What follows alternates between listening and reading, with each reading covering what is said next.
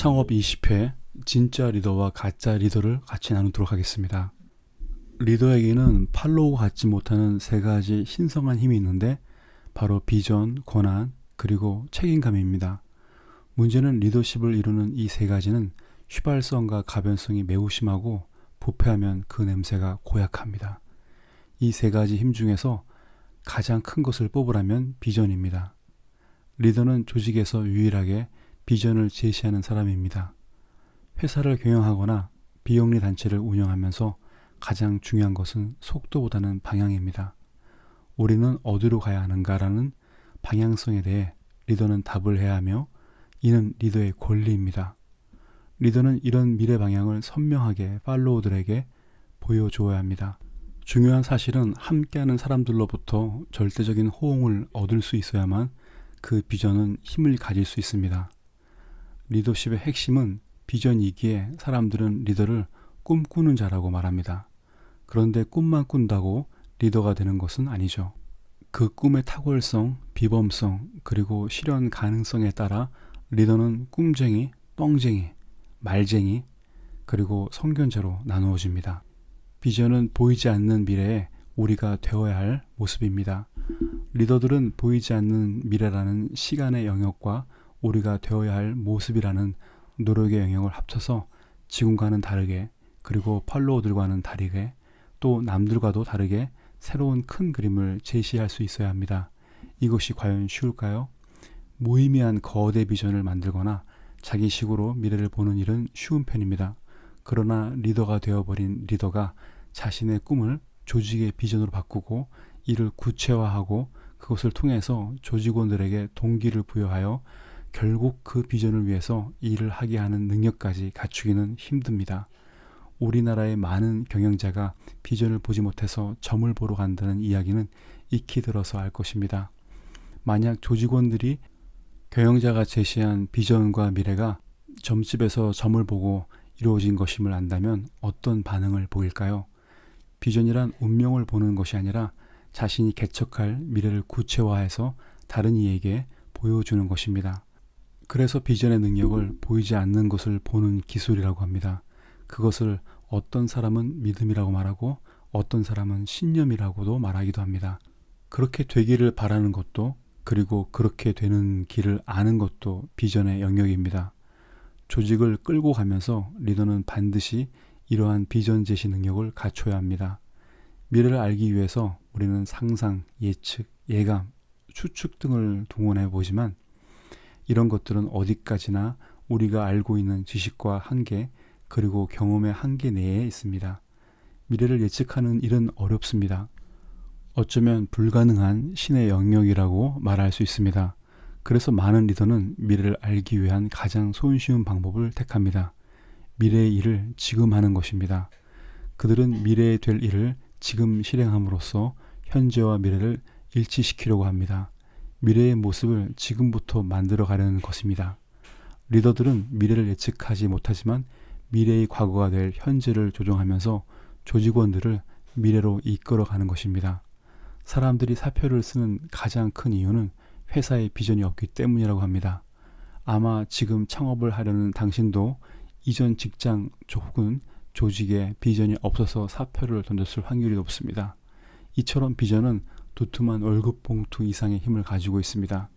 비전이 강력한 영향력을 발휘하는 것은 그 비전을 통해서 자기를 성장시키고 자신의 꿈을 이루려고 하는 사람들의 의지가 결합하였기 때문입니다. 그래서 비전을 책임져야 하는 리더는 늘 이 부분이 부담스러울 수밖에 없습니다. 비전을 세우고 그 일을 이루어가거나 이루어지도록 하는 일은 힘이 듭니다. 그 과정에는 많은 위험이 산재해 있습니다. 만약 비전이 이루어지지 않거나 잘못된 비전으로 조직 전체가 흔들리게 된다면 리더는 커다란 도전에 직면하게 됩니다.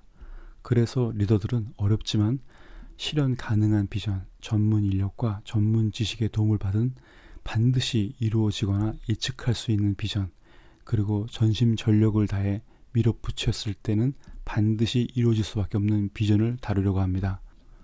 창업 자체는 개인의 단기적인 비전에서 시작되지만 창업 이후에는 모두의 비전이 필요해집니다. 그러나 비전은 단번에 이루어지지 않죠. 그것을 이뤄내기까지 많은 어려움이 따르게 마련입니다. 작은 성공을 경험함으로써 비전에 대해 점점 확신을 가질 수도 있지만 정반대로 작은 좌절들로 인해 커다란 어려움에 봉착하는 상황이 더 자주 발생합니다.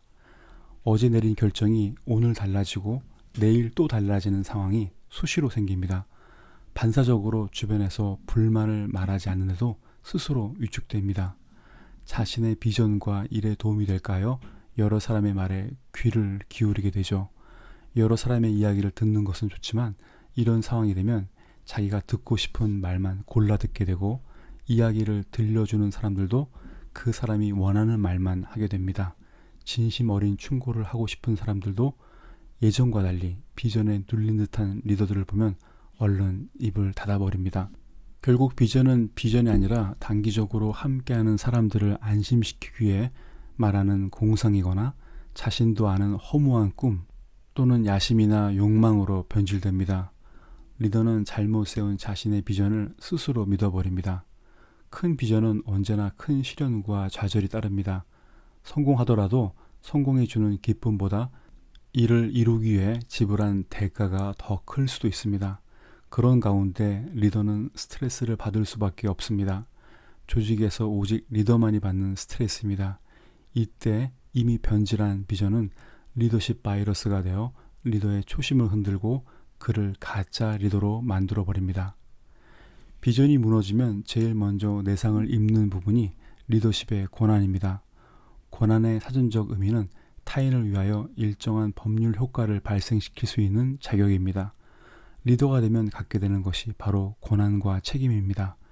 조직을 이끌어가기 위해서는 여러 이익을 통합시켜 앞으로 나아가게 하는 권한이 필요하고 그 권한을 사용하면 반드시 책임을 져야 하므로 권한과 책임은 동시에 주어지는 리더십 요소라고 할 수 있습니다. 비전과 책임이 클수록 권한이 커집니다. 커지는 권한은 두 개의 방향으로 흘러가게 됩니다. 먼저 선한 방향으로 가면 권위를 가지게 됩니다. 권위는 제도, 이념, 인격, 지위 등이 그 가치의 우위성을 공인시키는 능력 또는 위력이라고 정의됩니다. 이 정의 안에 있는 능력과 위력은 맞설 수 없는 강력한 힘을 의미합니다. 권위는 영향력과 같은 맥락입니다. 권위는 일종의 보이지 않는 힘으로서 비전을 인도하는 바람과 같으며 리더의 권한으로부터 나옵니다. 그러나 커진 권한이 리더의 이익을 위해서 악한 방향으로 흘러가면 권력이 됩니다. 권력은 남을 지배하여 강제로 복종시키는 힘입니다. 리더는 비전을 실현하기 위해서 받은 권한이 가야 할 방향을 선택해야 합니다. 바로 그 하나가 권위이고 또 다른 하나가 권력입니다. 그것이 권위로 표출되는지 권력으로 표출되는지를 리더 자신은 정확히 판단하기 어렵지만 권한이 미치는 영역에 있는 사람들은 그 정확한 성격을 구분할 수 있습니다. 리더의 권한은 변질하기 쉽습니다. 리더는 어려운 비전을 수행하기 위해 동료들에게 무리한 요구를 할 수밖에 없죠. 이때 함께하는 사람들이 이것은 너무 멋지고 환상적인 비전입니다. 이 비전을 이루기 위해서는 많은 희생이 있겠지만 우리는 죽도록 노력하고 반드시 해내겠습니다. 라고 말하는 경우는 매우 드물죠. 특히 매장 하나를 오픈해서 성공했지만 리더십이 붕괴하였다면 사태는 더욱 심각해집니다.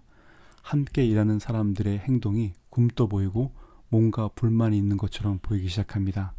손님에게 잘못하는 태도가 마치 자신에게 반항하는 것처럼 보이죠. 정치인들이 국민을 위한다는 말 뒤에 자신의 탐욕스러운 권력욕을 숨기는 것처럼 손님에 대한 봉사와 섬김이라는 강요 뒤에는 자신의 불만을 숨기고 있습니다. 권한은 섬김보다 권력에 더 가깝습니다. 그것이 인간에게 더 익숙하고 본능에 가깝기 때문입니다. 참된 리더인지를 결정하는 요소가 있다면 그것은 바로 책임감입니다. 책임이라는 말을 사전에 찾아보면 맡아서 해야 할 의무나 임무라는 정의가 나옵니다. 리더는 조직을 운영할 때 그들이 합의한 방향대로 끌고 갈 의무가 있습니다. 이에 대한 철저한 인식과 실천 의지가 바로 책임감입니다.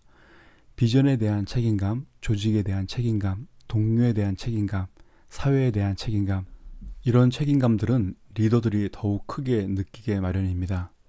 리더는 조직원들이 보지 못하는 큰 비전을 이루려고 합니다. 이것을 이루는 것은 부담스러운 일입니다. 그런데 그 일에 대한 책임도 져야 한다는 사실은 리더에게 강한 압박감으로 다가옵니다. 앞서 말한 대로 리더가 되었을 때 가장 먼저 해야 할 일은 비전을 세우는 것입니다. 그리고 그 비전과 함께 리더에게는 권한이 주어지죠. 비전과 권한은 눈에 보이는 형태로 형상화할 수 있습니다. 반면 책임감은 리더의 마음속에만 조용히 자리 잡게 됩니다. 처음에는 부담감 정도로 생각되지만 비전과 권한의 크기에 따라서 그리고 과업의 어려움에 따라서 책임감은 비전과 권한을 삼킬 정도로 갑작스럽게 리더를 짓누릅니다. 책임감은 스트레스가 되어 초기에는 긴장과 짜증의 형태로 나타나죠. 감기로 치면 초기에 재채기 증상 정도라 할 수 있습니다. 그러나 가족의 생계와 관련된 창업이라면 처음부터 폐렴에 걸릴 수 있습니다. 물론 이 정도의 스트레스는 비전을 자극하고 적절한 긴장감을 느끼게 하는 에너지로 작용하기도 합니다. 그런데 비전을 이뤄가는 과정에서 작은 실패나 잘못된 결정에 대해 누군가가 리더에게 책임을 물으면 책임감은 곧 리더십 바이러스로 변질합니다. 본능적으로 리더는 그 책임을 회피하려고 합니다. 이렇게 리더가 자신이 져야 할 책임을 자기만의 권한으로 스스로 분리하려고 할 때 본격적인 리더십 바이러스의 활동이 시작됩니다. 이후 변질한 책임감은 직원들에 대한 압박, 비전에 대한 짜증, 임무 도피, 책임 전가 등 다양한 형태로 나타나게 됩니다. 비전과 조직에 대한 책임이 비전과 조직에 대한 부채가 되면서 리더십은 자신만의 독방에 갇히게 됩니다. 실제로 이런 상황과 압박은 특히 오너 경영자와 비전이 강한 리더에게서 더 흔히 나타나는 현상입니다. 간혹 리더십의 책임 바이러스는 무책임 바이러스라는 변종으로 둔갑하는 경우도 있습니다. 말 그대로 리더십 모라토리엄이 되는 것입니다. 이 무책임 바이러스는 특히 회사는 어려운 가운데 사장은 그저 행복한 상황으로 대책이 없는 악성 리더십 바이러스라고 말할 수 있습니다. 대개 책임 바이러스는 모든 것을 자기 때문이라고 생각하는 데서 나오죠. 그래서 리더가 모든 일에 간섭하게 되고 모든 것을 직접 챙기려는 행동을 낳습니다. 동료를 믿을 수 없고 자기가 직접 결정한 것만을 믿는 경향을 가지게 됩니다. 이렇게 되면 따르는 사람들은 모든 결정은 리더에게, 책임도 리더에게, 그리고 실패도 리더에게 돌려버립니다. 따르는 사람들을 그렇게 만들어버린 리더들은 그들의 순종적인 모습이 자신의 영향력 때문이라고 생각하고 일이 잘 되고 있다고 판단하지만 실제로는 일종의 태업 상태라고 말할 수 있습니다. 창업해서 리더가 되면 비전을 향한 어려움과 싸우기보다는 내부 사람들에게 회사의 비전을 이해시키고 참여하도록 하는데 더 많은 시간을 사용하기도 합니다. 그런 과정에서 리더들은 상처를 받고 어려움에 빠지면서 리더십에 손상을 입습니다. 리더십은 외부의 어려움이 강하면 오히려 긍정적으로 변화하기도 하지만 내부의 저항이 강하면 되게 부정적으로 변질합니다. 오늘은 여기까지 하겠습니다. 감사합니다.